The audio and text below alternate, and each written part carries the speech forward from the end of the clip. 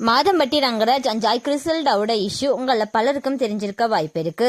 Joy கிறிசல்டாக்கு கொஞ்ச நாள் முன்னாடி தான் ஆண் குழந்தை பிறந்திருந்துச்சு.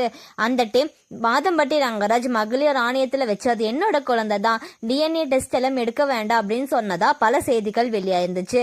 அதுக்கு மாதம்பட்டி ரங்கராஜ் அது என்னோட குழந்தை இல்ல, டிஎன்ஏ டெஸ்ட் வேணா இருங்க, எடுத்து பார்த்ததுல அது என்னோட குழந்தையா இருந்தா வாழ்நாள் முழுவதும் அந்த குழந்தைய நான் பாத்துக்கிறேன் அப்படின்னு சொல்லி ஒரு அறிக்கை விட்டிருந்தாரு.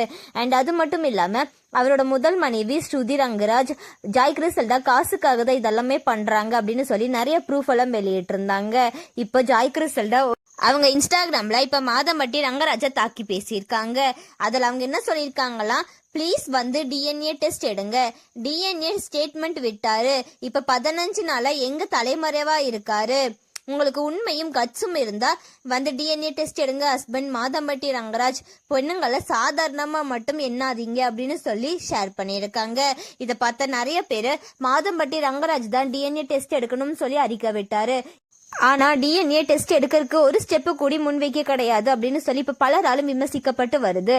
மாதம்பட்டி ரங்கராஜ் அண்ட் ஜாய் கிறிசல்டாவோட இஷ்யூவை பத்தி உங்களோட கருத்துக்களை கமெண்ட்ல சொல்லுங்க. அண்ட் இந்த மாதிரியான அப்டேட்ஸ்க்கு நம்மளோட சேனலை சப்ஸ்கிரைப் பண்ணிக்கோங்க.